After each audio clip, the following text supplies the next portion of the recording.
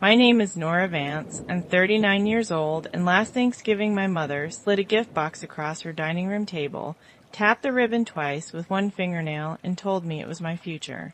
Inside that box was a job offer, an employment contract. Executive assistant to my own brother, $52,000 a year, start date the second Monday in December. 14 people watched me open it. My mother had rehearsed the moment for 3 weeks. My brother smiled through every second of it. Not one person at that table knew that I own a company valued at $1.2 billion. They believed I was a broke hardware store girl who needed rescuing. And I let them believe it, because I wanted to see once and for all exactly how my family treats somebody they think has nothing. By the end of that night, my brother was sitting on the mudroom floor with his back against the dryer, crying into his hands, and it had nothing to do with anything I own. But here's what none of them knew when I came through that door with a store-bought pie and a coat from Goodwill. That box with my name on it was the smallest surprise in the house. Let me show you an ordinary Tuesday. 3 days before that dinner. At 10 in the morning, I was up on a step stool at Vance Hardware on 3rd Street in Willow Bend, Missouri, helping Ed Marsh figure out why his sump pump kept short-cycling. My store is in an 1890s brick building with a tin ceiling, a floor that slopes half an inch toward the door, and a radiator that clanks like somebody's knocking to get in. I've run that store for 11 years. The whole town knows me as the quiet Vance girl who sells wood screws and drives a 14-year-old Buick. I drive that Buick because I like it. You try explaining that at my mother's table. Here's the part Willow Bend cannot see.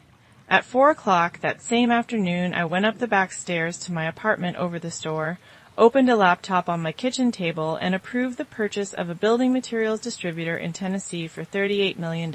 One signature. Electronic. Took me 11 seconds. Then I went back downstairs and helped a 12-year-old pick out a hacksaw for a school project. That's my life. 12 years ago, I started a company called Ironwood Group. We move lumber, roofing, insulation, fixtures, the boring, heavy, invisible bones of every house going up in 11 states. Warehouses, trucks, routing software. Our last valuation put us at $1.2 billion. I own 62% of it. Outside of a small circle of attorneys and bankers who are paid very well to say nothing, exactly 2 people on this earth knew my name was attached to any of it. My chief operating officer, a woman named Cass Marrow, who is the public face of the company, and my grandfather, Walt, 88 years old, who knew I'd done all right for myself and never once asked me for a number. My own parents believed I was one slow month away from asking them to cover my property taxes. I had never corrected them. In a few minutes you'll understand exactly why. Because that Tuesday, while I still had sawdust on my sleeves, my mother called. My mother's telephone voice has 2 settings, honey and scalpel, and she can move between them in the middle of a single sentence without taking a breath. Nora, sweetheart. Thanksgiving. Our house, 2 o'clock sharp. We're celebrating your brother. I said that sounded nice, and asked what we were celebrating. The pause she took was pure theater. She'd been holding it the way you hold a match. Grant has been named Chief Executive Officer of Harvest Table Markets, $580,000 a year. Nora, a CO in this family. She let the number sit there and breathe like a good bottle of wine. Then the scalpel came out so smoothly, I almost admired the technique. And there's something important your father and I want to discuss with you as well, about your future. You're 39, honey. The hardware store was sweet for a while, but sweet doesn't pay for a person's old age, does it? I stood at my window and watched the first real cold coming down 3rd Street and told her I'd be there. Wear something decent, she said. Whit Bramlett may stop in. He's the chairman of Grant's board. Very important man. And please, honey, don't talk about paint samples all afternoon. Then her voice went soft into the sentence I have heard my entire adult life. The one she genuinely believes is love. We just want you to amount to something, Nora. She hung up before I could answer, which was fine. In 12 years, I had never once found an answer she could hear. I stood there holding the phone, a woman who had signed a $38 million deal that afternoon, being told to dress nice so I wouldn't embarrass the family in front of an important man. Here's the thing you need to understand about me, though. I wasn't angry. Not yet. Anger takes hope, and mine had a scar where the hope used to be. To show you that scar, I have to take you back 12 years. I was 27 and I had just watched my first business die. It was a small hauling outfit. 2 used box trucks, a scheduling system I built myself at a kitchen table with a library book propped open beside me, and 14 months of 18-hour days. A national chain came into our market, undercut every bid I put out, and by that spring I had lost the trucks, my savings, and every ounce of patience I had left for the word entrepreneur. I came home that Easter hollowed out. I wanted a couch, a plate of ham, and maybe one human being to say, "You tried something hard." Instead, I got a family meeting. My mother had arranged the front room like a courtroom, me on the low ottoman by the fireplace, everybody else up on the good furniture. Aunts, uncles, my cousin Dale, because in my family, shame is a spectator sport, and she had sold tickets. She had made notes. Actual notes on the back of a church bulletin. She went through my failure line by line. The loan, the lease I broke, the man who left in February, the 40 pounds I'd put on that winter. My father studied the backs of his own hands the entire time. My brother Grant, 31 then, already a regional manager, already the son in that house, said absolutely nothing. I remember the ham going cold on the sideboard while my mother built to her finish. She leaned forward. She took both of my hands in hers gently, like she was doing me a great kindness. "Dreams are for people who can afford them, sweetheart." Everyone nodded. My Uncle Dean actually said, "Amen." I spent that night washing dishes so nobody could see my face, and somewhere between the roasting pan and the pie plates, something in me went very quiet and very cold. They would never see me try again. They would never see me, period. If my dreams were a luxury item, fine. I'd build them somewhere my family couldn't come window shopping. Here's what nobody tells you about keeping a secret. It starts out as a bandage, then it hardens into armor, and one day you look around and realize you've built a fortress and moved into it, and there's only one chair. I took a night job managing a lumberyard outside Springfield. I learned the building trades the way you learn a language, by being surrounded by it and slightly drowning every day. At 29, I wrote a routing program on my break that cut our empty truck miles by 19%. Instead of selling it, I quit, kept it, and started Ironwood with 1 customer and a laptop.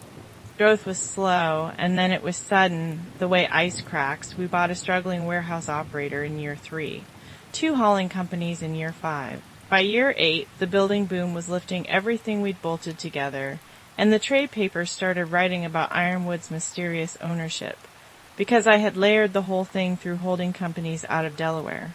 Casimiro became the public face. The interviews, the keynotes, the handshakes. One reporter nicknamed the majority owner the Ghost. I liked the Ghost. The Ghost never had to sit on an ottoman. My rule was simple, and I want you to hear it because it's the closest thing I have to a confession. Information is inventory. I never let anybody see the warehouse, not my parents, not the friends I grew up with, not the 2 good men I dated, both of whom eventually left the way you'd leave a house where half the doors are locked. First thing I ever bought with real money was that brick building on 3rd Street, and I put a hardware store in it because a hardware store is the one business nobody in my family would ever envy. In 12 years, exactly 1 outsider ever saw my face inside an Ironwood room. Remember that, he mattered. 2 days before Thanksgiving, at 9:40 at night, my phone lit up with a group text from my mother. The group was named Thanksgiving Plan. She'd built it in a hurry because there was 1 member she'd forgotten to leave out. Me? The messages came in a cheerful little burst. First the menu, then the seating chart, which put me between my mother and Grant's wife Dana, which should have been my first clue because you seat a flight risk between 2 guards. Then this, from my mother, word for word with the little heart she uses like punctuation. Ray reads the letter after the pie. Grant presents the offer. Warm, not bossy. Don't bring up the assistant job before the toast. Let her enjoy her dinner first. And then 30 seconds later, the message I have read more times than I will ever admit out loud. Nobody tells Nora it's an intervention. She'll bolt. I sat down on the edge of my bed and watched 3 little dots appear and disappear, appear and disappear. Grant saw it, Dana saw it, my father was presumably standing right there in the kitchen while it was typed. Not one of them wrote, "Wait, she's in this group." Not one of them wrote, "Maybe we shouldn't ambush her on a holiday." The dots just stopped and the thread went quiet, and I understood that Thanksgiving dinner had been scripted, rehearsed, and cast, with me in the role of the problem.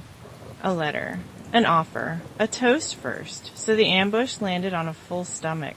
I set the phone face down on the quilt and looked at my ceiling for a long, long time. And here is the part I am not proud of. Somewhere underneath the hurt, cold, and patient as a ledger, an idea sat up. There were no tears that night and no shouting because I'd had 12 years of practice at neither. What I did instead was make a decision that I would spend the next 2 days calling research. They believed I was broke, soft, and running out of chances. Fine. I would walk into that house as exactly the woman they had invented. Old coat, the Buick, wide eyes, no defenses. And I would watch, carefully, finally, how my family treats a person they believe has nothing to offer them. Every condescending smile would be a data point. Every placed card and scripted toast would go in the file. And when the day was over, I'd add it all up like a year-end audit and decide, once and for all, how much of my life these people had earned. You can call that a test. My grandfather would later call it something a good deal sharper. And he'd be right, but I'm telling this in order. I made preparations, because that's who I am. I told Cass to hold anything that wasn't on fire. I decided I'd dry it myself, park facing the street, and keep my coat by the front door. An exit plan, the kind you make for buildings you expect to catch fire.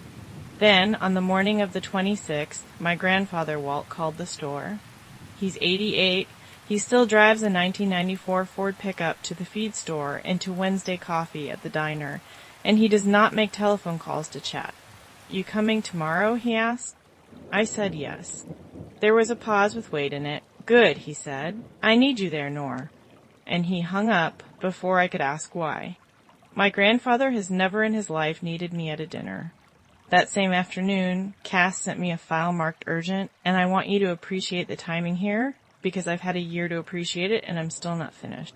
It was a client review, Harvest Table Markets, a regional grocery chain, 61 stores across 3 states, one of Ironwood's 12 largest accounts. We ran their entire distribution backbone, every warehouse, every truck, every pallet of canned corn that hit their shelf. And they were bleeding on us. Invoices sliding past 90 days. 2 straight quarters of missed volume commitments. Our analysts recommended terminating the contract at the end of January, which, for a grocery chain coming out of the holidays, is not a haircut. That's a heart attack. I read the summary twice, flagged 2 concerns, and I was typing my approval when I reached the paragraph about Harvest Table's leadership shakeup, and the name of the brand new chief executive they had hired 19 days earlier to steady the ship, Grant Vance. I sat back in my chair and looked at that name for a very long time. My brother's $580,000 triumph, the crown jewel of tomorrow's dinner, was the top job at a company my own analyst had just described in writing as circling the drain. He didn't know I existed anywhere near his world. He didn't know that his single largest vendor was deciding his company's future above a hardware store in Willow Bend, Missouri. I typed 1 line to Cass. Hold the termination decision until after the holiday. No explanation. She didn't ask for one. That's why it's Cass. I told myself it was diligence, not mercy. Then I closed the laptop, wrapped my grandfather's Christmas present early, and laid out the oldest coat I own. The next afternoon I parked my Buick behind a line of cars worth more than my parents' house and walked in to be humiliated on schedule. My parents' house on Thanksgiving looked like a catalog had detonated in the front hall.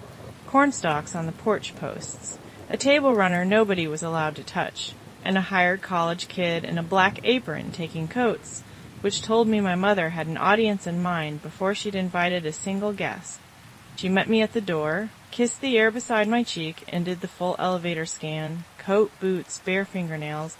"Oh, Nora," she sighed in the voice most people save for a flat tire. "You could have made an effort." "Well, come in before the Hendersons see." The dining table was set for 14. At every place sat a small cream card with a name written in calligraphy, and underneath most of the names, a title. Grant Vance, Chief Executive Officer. Dana Vance, Director of Development. My cousin's card said Registered Nurse. My father's said Ray Vance, Head of the Family, which would have been funny if any part of it had ever been true. Mine said Nora. Just Nora. Floating there in all that white cardstock, like the printer had run out of ideas about me. I was still looking at it when I felt somebody looking at me. By the fireplace stood a man I had never seen at any family event in my life. Silver hair, golf tan, the practiced lean of a man who cherished things. My mother materialized at my elbow, glowing like a space heater. "That's Whit Bramlett, chairman of Grant's board. He squeezed us in on Thanksgiving. Isn't that marvelous?" It was marvelous. It was also, though my mother could not possibly have known it, the single most dangerous thing she had ever done to me. Because Whit Bramlett was looking at me the way you look at a word sitting on the tip of your tongue. And I had seen him before, across a conference table on the 22nd floor of a law office in Kansas City. I had come to that house to play the broke little sister, and my family made it effortless, because nobody inspects a costume they design themselves. During the hour before dinner, I asked Dana what same-store growth meant and watched her grow 2 inches. I let my mother explain the word portfolio to me slowly, with hand gestures, while her friends from church exchanged glances soft with pity. My Aunt Charlene asked if I was still doing the little store thing, and when I said yes, she squeezed my forearm the way you comfort somebody who'd just gotten a diagnosis. Twice. I mentioned, just to watch it travel, that I'd been thinking about picking up some weekend shifts somewhere for extra money. That sentence went around the room like a tray of deviled eggs. Everybody took a piece. Nobody asked a follow-up question. Not what I loved about the store. Not whether I was happy. Not one single question about my actual life. That was the first data point that genuinely stung, and I want to be honest about that. I had walked in braced for cruelty. What I got was worse. I got dismissal. Warm, complete, comfortable dismissal, the kind you can't argue with because it smiles at you the whole time it's erasing you. My father hugged me hello, said it was good to see me, and then didn't speak another word to me for 40 minutes, because my father goes wherever my mother's weather goes. Only Bramlett kept drifting back into my line of sight, swirling his drink, studying me in small, polite sips. I gave him my sweetest hardware store smile and complimented the cheese tray. Then my mother tapped a glass with her ring, and the room hushed like a theater. "Before we eat," she announced, "we have a little family tradition." We have no such tradition, but that day we did, because that day had a script. She stood at the head of her table with a piece of paper she pretended not to need, and delivered what she called a little review of the family's year. It was a shareholder's report, and the only stock was Grant. She walked us through my brother's promotion like the stations of the cross, the recruiters, the negotiation, the corner office with a view of the river, and when she arrived at the number, she slowed all the way down and gave every single syllable its own spotlight. $580,000 a year. The room applauded. My Uncle Dean said, "Now that is a return on investment," and clapped my father on the shoulder. And my father beamed the borrowed beam of a man applauding somebody else's good weather. Grant stood there in the warm wash of it, handsome and pressed, and I clapped too. Honestly, I did. Whatever else is true, my brother has worked like a rented mule since he was 15 years old. Then my mother turned to me, and the temperature of that room turned with her eyes. "And Nora," she said, consulting her paper as if my life required notes, "is still down at the hardware store." A beat, perfectly timed. We keep hoping. The laughter was quiet, and it was terrible. The kind people offer up when they're mostly relieved the spotlight found somebody else. I smiled and raised my glass of cider to my brother. One broke woman saluting the fleet. Inside, the ledger got a fresh line. But here's what I noticed while that room chuckled at me, and it's the detail that kept me from enjoying my own experiment. Whit Bramlett wasn't laughing. He was looking from Grant to me and back again, with the stalled expression of a man doing arithmetic that will not come out even. He had heard the words, "the hardware store," and something about them was bothering him. The front door opened in the middle of all that, and my grandfather came in with the cold on him. 88 years old, 5'7" of canvas coat and opinions, fresh from piloting that pickup across town like a tugboat. The room rearranged itself around him, the way rooms do around people who cannot be managed. He shook Grant's hand and said, "Congratulations," like he meant it. Then he found me, and he held on an extra second, and into my ear, so quietly I nearly missed it, he said, "Stay close today." Before I could answer, he was moving toward his chair, which my mother had placed, I noticed, at the far end, past the cousins, the seat you give a child, or a problem. My mother, sensing the threat of her own show slipping, called down the table, "Dad, we were just toasting Grant. $580,000 a year, can you imagine?" My grandfather sat down, snapped his napkin open with the crispness of a man who has buried a wife and 2 business partners, and said, "Money's loud. Worth is quiet." The table did the polite chuckle it does when it can't tell whether it's been blessed or slapped. My mother's smile tightened by exactly 1 turn of the screw. "Well," she said, "today we're allowed a little noise." I helped him get settled, and under the edge of that tablecloth his hand found my wrist and squeezed. And it was not affection, it was a signal, the grip you take on somebody's arm right before a wave hits. My grandfather knew something about that afternoon that I did not. Between his warning and Bramlett staring, my simple little experiment was suddenly running on a very crowded track. Bramlett made his move before we sat down, cornered me by the sideboard with the gentle inevitability of a man who has run 1,000 meetings. So Nora, the hardware store sister, pleasant enough, but his eyes were still doing math. He small-talked me through building supply chains, fascinating times in distribution, watching my face the entire time, and then he set the hook with the ease of long practice. Arva's table works with an outfit called Ironwood Group. They run our whole backbone. You'd never guess who owns it. Nobody knows. Trade press calls the owner a ghost. I asked, wide-eyed, whether a company could really be owned by a ghost. He laughed, but the laugh didn't reach the arithmetic. I was in a room in Kansas City 2 years ago, lawyers everywhere. The ghost came in for 10 minutes, never said a word. He leaned in about an inch. Funny thing, you put me in mind of somebody I saw there. And then he left a pause. A door held open. I stood in that pause, holding a glass of cider, about 30 seconds away from having 12 years of careful architecture pulled down beside my mother's good china. And I did the hardest easy thing in the world. I giggled. "Me, mister? I sell wood screws to farmers, but I'm going to tell my customers a ghost story about billionaires. They will love that." His face did something complicated, and then my mother swept him off to see the deck my father built, and I breathed. I have been introduced by my job title, and by the lack of one, my entire adult life. That afternoon I found out which one my family had decided on, and this dinner was about to go somewhere nobody in that house had planned, including me. They sent me to the kitchen for the sweet potatoes. Of course they did. Every ambush needs its errands. And that's when I saw it. On the sideboard in the hallway, set apart from everything else, the way a reliquary sits apart from luggage, was a box wrapped in cream paper with a wide gold ribbon, and on the tag, in my mother's careful handwriting, "To Nora, your future. Love, Mom and Dad." I stood in that hallway holding a casserole dish and read that tag 3 times. Your future. Gift wrapped on a sideboard. And through the kitchen doorway, I could hear my mother and my brother, voices low and efficient, running the schedule like 2 producers before a broadcast. After the pie, your father reads the letter. Then you present the offer. Big brother, not boss. Then she opens the box. Pause. The clink of serving spoons. Then my mother's voice dropped into a register I recognized from 12 years ago. The Tribunal Register. Calm, certain, and completely without malice, which is the thing that makes it unsurvivable. Do not let her answer until everyone is watching. She won't make a scene in front of guests. She never does. And my brother, the celebrated executive, the man I had just applauded, said, "I know. That's what I'm counting on." I carried the sweet potatoes to the table and set them down without spilling a spoonful.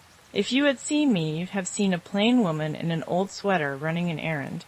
You would not have seen what I was actually doing, which was standing very still inside myself while the last soft thing I felt for those people quietly closed its doors. Humiliating me hadn't been an impulse. They had rehearsed it. That box sat on the sideboard through the entire meal, patient as a verdict. Dinner was long and loud, and I remember almost none of it because all of it was preamble. When the pie plates were cleared, my mother touched my father's sleeve, and Ray Vance stood up with a folded sheet of paper and the expression of a man sent to do weather in a war zone. "Nora," he read, and his voice shook, "because whatever else my father is, he is not a natural executioner. You are 39 years old. We love you, and it breaks our hearts to watch you waste yourself." The letter went on. My mother's sentences in my father's mouth, every clause polished. The hardware store was called Your Hiding Place. My Buick made an appearance. So did my empty ring finger, to a sympathetic murmur from the aunt. I sat with my hands folded in my lap and took it, data point after data point. And all around that table, every face arranged itself into troubled compassion, which, from the inside, looks exactly like an audience. Then my mother stood, because the headliner never lets the opening act close. "Sweetheart, we couldn't stand another year of this, so we did something about it. Chin high, a woman being brave on my behalf. We just want you to amount to something." There it was, the family motto, laid across my shoulders like a wreath. She nodded, and my brother went to the sideboard and came back with that cream and gold box and set it down in front of me. Inside, on harvest table letterhead, was an employment agreement. Executive assistant to the chief executive officer. Salary, $52,000. Start date, the second Monday in December, reporting directly to Grant Vance. My brother crouched down beside my chair, actually crouched, the posture you take with a toddler or a nervous dog, and delivered the line he had rehearsed in the kitchen. "You don't have to be great, Nora. You just have to be near it." I was still looking at that contract, at the tidy signature line with my name printed underneath it, at $52,000 offered to me like a life raft, while my own company moved more than that every 4 seconds of every business day. And that's when my mother, flushed with her own momentum, decided the afternoon could hold one more announcement. "And since we're all together," she said, "there's a family decision about Grandpa." I watched my grandfather's chin come up slowly at the far end of the table. "I've spoken with a realtor friend of mine. In January we're listing the Sycamore Road place. Dad will move over to Cedar Glen. They have a waiting list, but I pulled some strings." She said, "pulled some strings," the way other people say perform surgery. "The land money will set him up beautifully. And honestly, that old farm needs a family in it, not a widower rattling around." My grandfather said evenly, "I wasn't aware I'd asked." My mother laughed the laugh she uses to pave over other people. "Dad, be realistic. Who on earth is going to keep that place? Not Nora." And here she turned to me, smiling, including me, and delivered it without a single gram of cruelty in her voice, which is the thing about my mother I have never been able to explain to anybody. "Honey, you couldn't buy the barn." The table chuckled. My cousin toasted new chapters. And I looked down that long white tablecloth at my grandfather, the one person in that family who had ever kept my secret without asking to see inside the vault, sitting way down in the far chair, being liquidated by committee between the pie and the coffee. And I understood, finally and completely, why he had needed me there. My experiment was over. Something else had started. What happened next happened the way pressure always happens in my family, softly, from every direction at once, with love as the stated reason. My mother produced a pen, not offered it, produced it, laid it across the contract at a perfect angle, a stage manager's touch. "Sign it today, sweetheart. Start December fresh." My cousin talked about growth mindset. My aunt said opportunities like this don't knock twice, not at your age, dear. My uncle observed to nobody and everybody that some people need the nest kicked out from under them or they never learn to fly. And the table murmured its amen. The same amen from 12 years ago, aged like bad wine. And then, for the third time that afternoon, Whit Bramlett's phone went off inside his jacket. And this time, when he read the screen, the chairman of Harvest Table's board went the exact color of the tablecloth.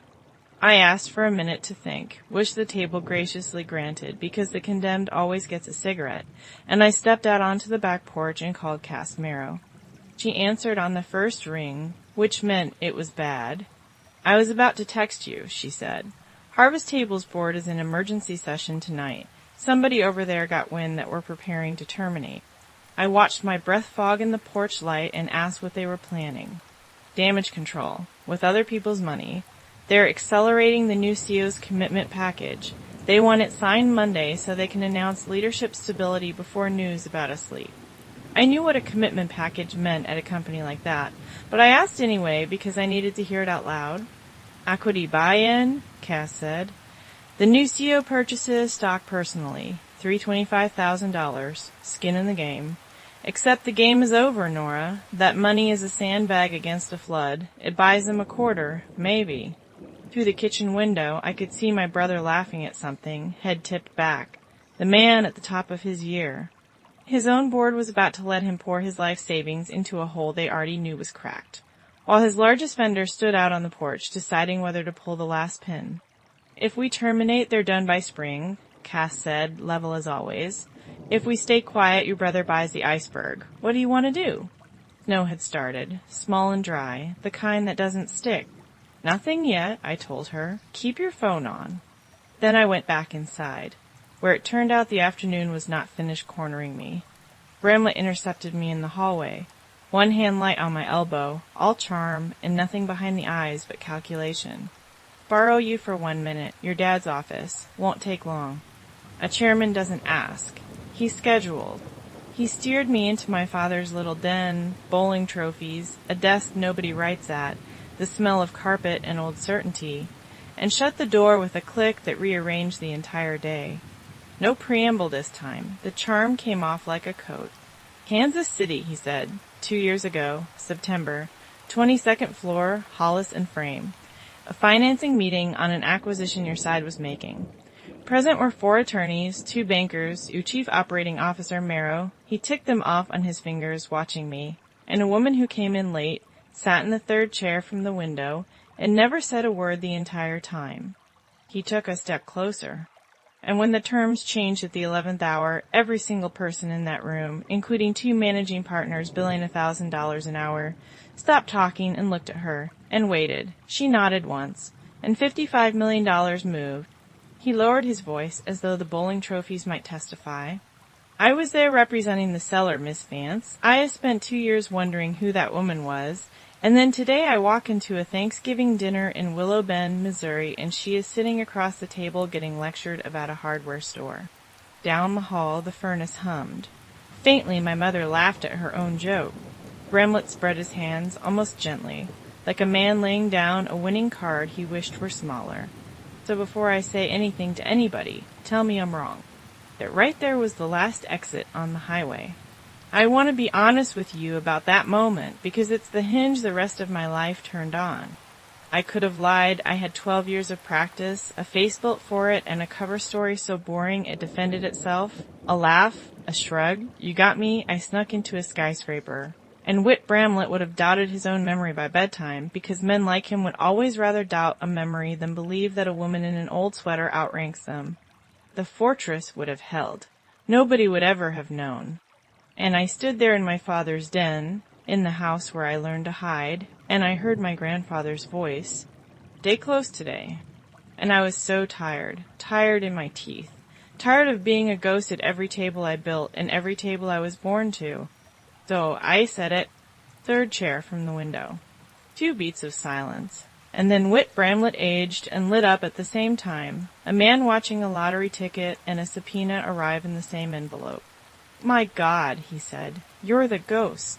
And what he did next told me everything about him, and about the entire world my mother worships.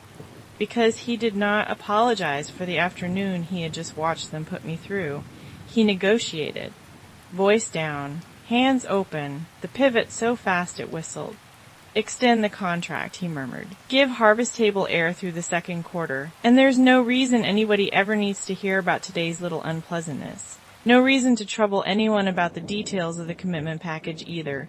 That buy-in shores up the bridge. He actually said that out loud, and your brother keeps his big job, everybody wins.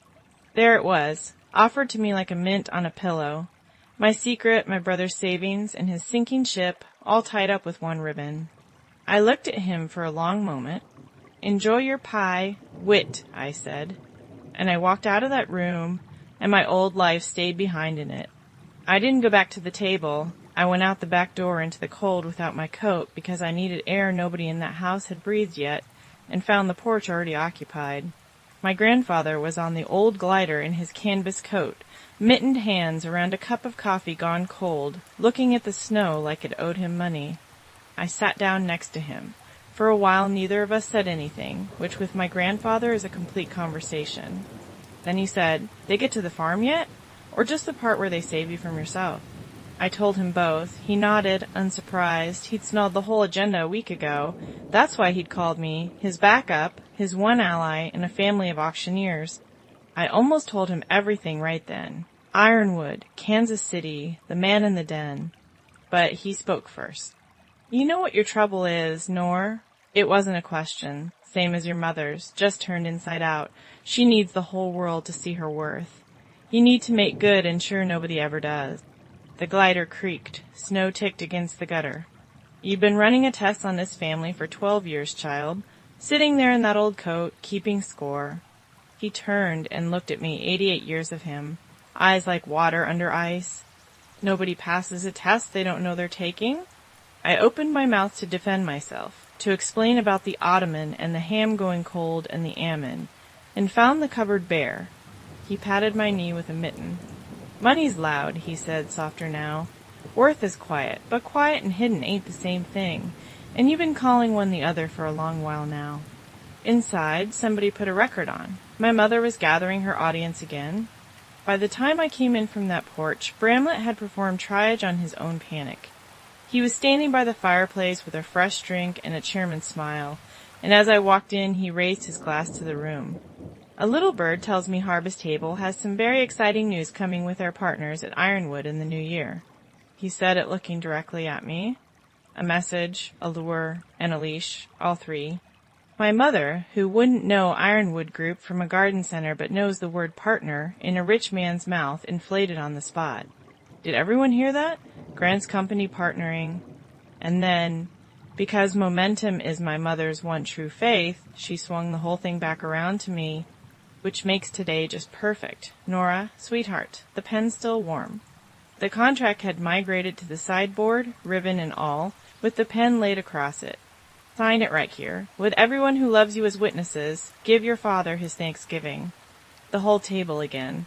Plus one chairman, watching with acute personal interest to see whether the ghost of Ironwood Group was about to become his CO's errand girl.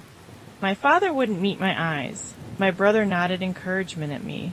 Radiant, oblivious, 3 days away from wiring $325,000 onto a sinking ship at the direction of the man refilling his glass by the fire.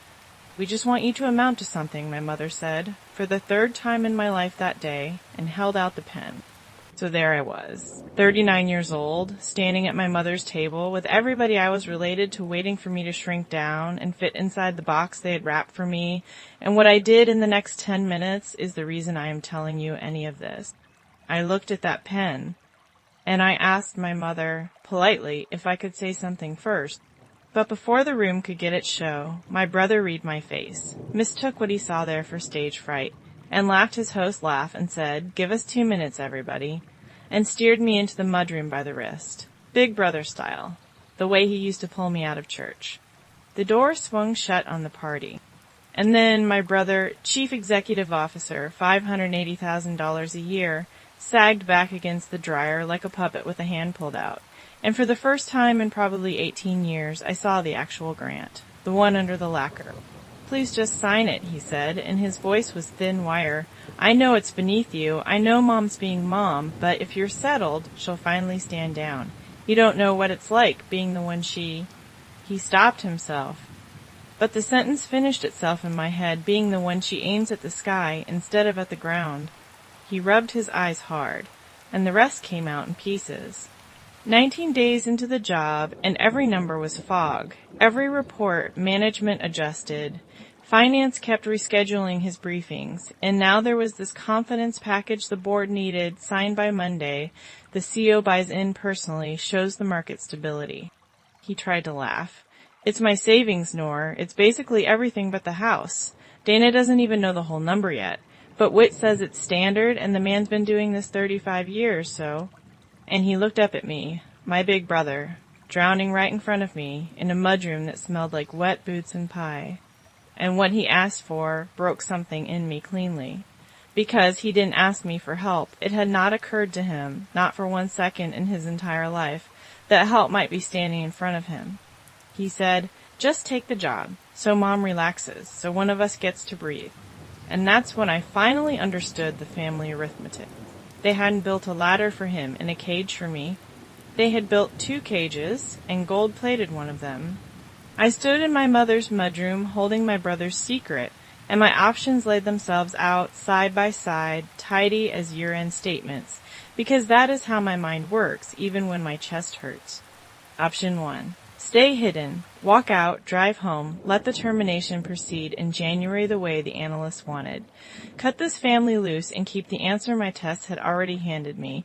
They treat a woman they believe is poor like a burden to be managed. End of report. The fortress survives. My brother signs on Monday and loses everything. And technically none of it is my doing. And I could tell myself that for the rest of my life, at the rate of about once an hour. Option 2. Spend it. Spend the secret I had guarded for 12 years, the ghost that kept me safe. The last clean answer I would ever get to the question of whether my family could love me small. Spend all of it, right there, in front of the aunts and the Ammon chorus and the chairman, to save the brother who had just asked me to be his assistant. And my grandfather's voice sat down in the middle of that ledger like a paperweight. Nobody passes a test they don't know they're taking. For 12 years, the safest room in my life was the one where nobody knew me. Standing in that mudroom, I finally did the math on what the rent had been. I took my brother's hand off my wrist, gently, the way you take a glass out of somebody's hand before you give them news. Then I walked back through that door into the dining room, past the sideboard, to the head of the table. And I did not pick up the pen. "Grant," I said. "One question, before anybody in this family signs anything today." The room went curious and quiet. My brother came through the door behind me, confused. "Has anybody shown you Harvest Table's aging report? The real one, not the management version?" Across the room, Whit Bramlett set his glass down so fast it cracked against the mantel. "Nora," my mother hissed, "sit down." But I stayed on my feet, and I kept my voice at exactly the pitch I use for story hour at the store. Because nothing on this earth unsettles loud people like calm. "Receivables running past 90 days, I said to my brother. Only to my brother. 2 straight quarters of missed volume commitments to your largest logistics vendor. Warehouse inventory stacked 2 seasons deep because sell-through collapsed in the fall. And a credit line that is fully drawn. Which is exactly why, 19 days after hiring you, your board suddenly needs its brand new CO to write a personal check for $325,000 and call it confident." The words landed on that table like dropped silverware. My cousin snorted. "Where's this coming from, Nora? Facebook?" My aunt murmured something about jealousy at last, as though a diagnosis had finally been confirmed. My mother stood up, actually wringing her napkin. "Nora Jean Vance, your brother runs a company. You sell wood screws. Apologize." I didn't move, because I was watching the only person in that room whose opinion of my information mattered. And Whit Bramlett had gone the gray of wet newspaper. He tried twice to laugh it off. Colorful theories, holidays, emotions, and both times the laugh died in the air, because the room had already seen his face in the second before he built it back. And that room, whatever else it was not stupid. My brother looked from him to me and back, and I watched 19 days of fog condense into one cold droplet of understanding. "The aging report," he said slowly, "to Bramlett, not to me. I asked finance for receivables detail twice, white, twice." His voice didn't rise, it dropped, and for one strange, proud second, he sounded exactly like our grandfather. "Why does my sister know my number?" And there it was. The question, arriving at last, standing in the middle of my mother's Thanksgiving like a stranger, nobody invited. Every face at that table turned to me. I took one breath, 12 years long. "Because Ironwood is mine," I said. One sentence, and that room stopped like a pulled plug. "I founded it 12 years ago. I own 62% of it. My company runs every warehouse and every truck Harvest Table has. And my analysts have spent 3 weeks deciding whether to cut your company loose, Grant. That's how I know your numbers. They cross my desk before they cross yours. Silence has a sound. It's ice shifting in 14 abandoned glasses." And my mother laughed. I want you to understand, she genuinely laughed. a bright social appeal, and she looked around that table inviting everybody to come along because the sentence I had just said could not be parked anywhere in the universe she lives in. Nora, sweetheart, Ironwood that's $1 billion company. White, tell her. She turned to him, still smiling, holding the moment out like a plate that needed taking. And Whit Bramlett looked at me, one long look, the den, Kansas City, the whole arithmetic finally balancing, and he said the only word he had left, Kansas City. Then he sat down carefully, like a man minding a bad back, and set his drink on the floor beside his chair. My mother's smile stayed up a full 3 seconds after everything behind it had gone out. I watched it happen. And I want to be honest with you, the way I promised at the start. Watching it, I felt no triumph at all. I felt the floor of 12 years drop out from under me because her face went from scorn to shock, and then, this is the part that cost me to tell, to calculation. I watched my own mother begin to reappraise me in real time, the way a realtor's eyes reappraise a house when the neighborhood comes up. And I understood with perfect clarity the price of the thing I had just spent. I would never again know for certain which version of her love was for me and which was for the number. That answer had been the entire point of my test, and it burned down with a fortress, all in one sentence. My grandfather set his cup down softly. My father whispered my name like a fact he was checking. And I turned to my mother and finished it quietly. You told me dreams are for people who can afford them. I could afford mine, Mom. You just never asked. My mother recovered the way weather recovers. Total, immediate, shameless. 10 seconds of dead air, and then the tears arrived right on schedule, and she came around that table with both arms rising like a drawbridge in reverse. My daughter. My brilliant, secretive girl. I always knew. I always said she had something in her, didn't I, Ray? Didn't I always say? I stepped back. One step, small and complete, and it stopped her mid-reach. No, I said, and there was no anger in it, which is, I think, exactly why it worked. You don't get to be proud of me today. An hour ago, I was your failure. You wrapped my rescue in a gold ribbon and rehearsed my ambush in the kitchen. The only thing that has changed since then is a number. Her mouth opened. I said the rest before it could deploy. I was always somebody, Mom. You were just waiting on a number. My aunt studied the tablecloth. My cousin put his phone down. And I picked up that contract, my future, in its cream and gold coffin, folded it neatly along its original crease, and set it beside my plate, square to the edge of the table. The way you hand back something you borrowed. The answer is no to this job, and to the other offer I got today. I glanced at Bramlett, still parked in his chair, the one where I stay quiet and everybody wins. My mother turned to my father, opening the channel she has used for 41 years, the one where Ray clears his throat and restores order in her voice. And my father stood up, looked at his wife, and for the first time in my witness life went off script. Delia, sit down. Quiet, not unkind, absolutely unprecedented. Sit down and let the girl talk. I read that letter today because you told me she needed saving. He looked at me, and his chin shook. Seems to me we ought to hear what she thinks needs saving in this room. My mother sat down. The house itself seemed to lean in, and I turned to face the chairman. White? He straightened like a man called on in class. Here's what happens now, and you can decide it in front of the witnesses you've been performing for all afternoon. I kept my voice level, boardroom plain, no flourish, because the numbers were flourish enough.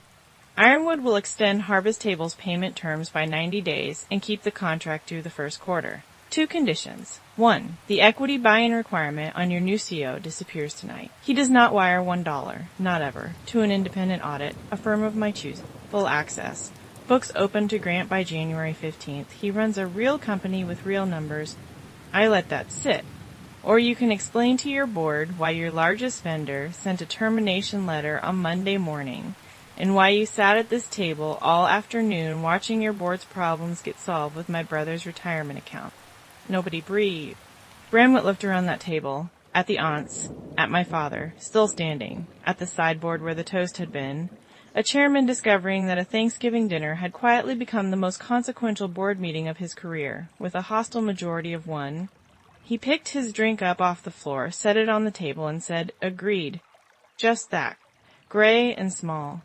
And my brother $580,000 a year, corner office, Riverview, made a sound I had not heard out of him since we were kids. Half hiccup, half sob. And he walked out of that dining room into the mudroom, where his legs simply quit on him, and he slid down the wall to the floor, and sat there against the dryer, crying into his hands in his good suit.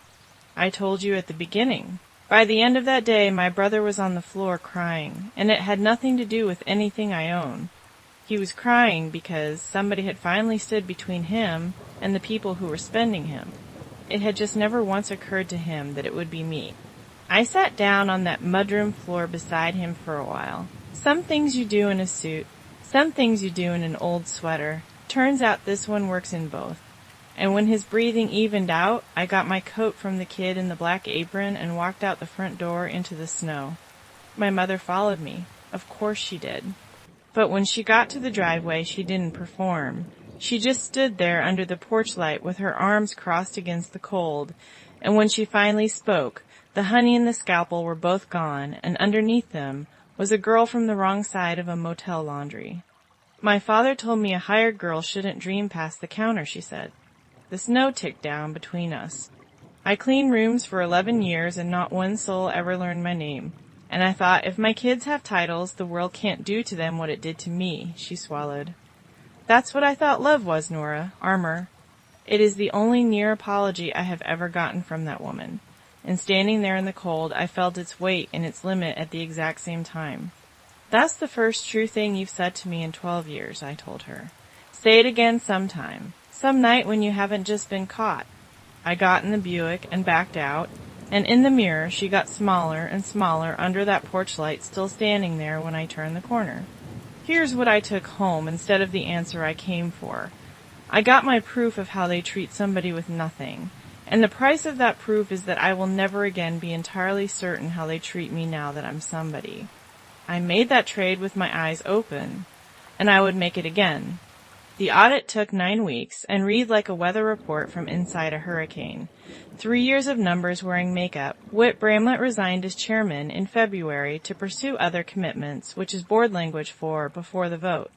Arvis table shrank by a third. 9 stores closed. The office with the Riverview went, and what was left was a smaller, honest grocery chain that pays its invoices in 30 days.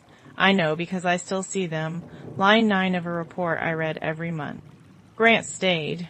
The board that remained offered him the real job at real terms, and he took it at a lower salary, and he told me it was the first offer of his life he was certain he had earned. His $325,000 never left his account. The Sycamore Road farm never got listed. I bought it in April. Market price, real closing, paperwork straight as a pew because Walt Vance does not take charity, and I was not fool enough to offer him any. He lives there still, and he pays me rent of 1 pot of chili on the first Sunday of the month. Terms he dictated, I initialed them. As for the ghost, the trade press had the story by March, the way they always do. My town buzzed about it for maybe 2 weeks, and then Willow Bend did the wonderful thing small towns do, which is decide that your news is old news. The hardware store is still open Tuesday through Saturday. Ed Marsh finally replaced that sump pump, and my mother and I began the slow, unglamorous, deeply awkward work of finding out what we are to each other when nobody's performing. This Thanksgiving, there were 6 of us at a table set for exactly 6. My parents, my grandfather, Grant, and Dana, and me. No hired kid at the door, no place cards, no titles under anybody's name. And no review of the family's year, because we had all lived it and didn't need the shareholder version. My mother is still my mother. She started telling the ladies at church in October that her daughter is, in distribution, quite significant, actually, and then caught my eye across the fellowship hall and stopped herself. And that clumsy little correction, repeated a dozen different ways over a dozen months, is what change actually looks like at 66. It isn't a movie apology. It's a woman hearing her own voice in the air and setting it back down. There was one small package for me that day, plain brown paper. Inside was a beat-up copy of Little Women, the same edition I checked out of the Willow Bend library over and over the year I was 11, the year she used to tell me that reading never paid for anything. On the flyleaf she had written, "You were right about what things cost. Love, Mom." Later, a neighbor came by with a plate of cookies, and my mother introduced me, and I watched her do it. I watched her choose. This is my daughter Nora. She reads more than anybody I know. No title, no number, just that, and then she squeezed my shoulder and went to get the coffee. Down the table, my grandfather caught my eye and winked, slow as a lighthouse. Money's loud, he told this family once. Worth is quiet. This year, for the first time in my memory, my family finally lowered its voice, and I stopped hiding inside the hush. So here's what I'd want you to take with you tonight. If the people you love only seem to see you when you shine, the bravest thing you can do is not to hide your light, and it isn't to blind them with it either. It's to stand in plain sight at your full size,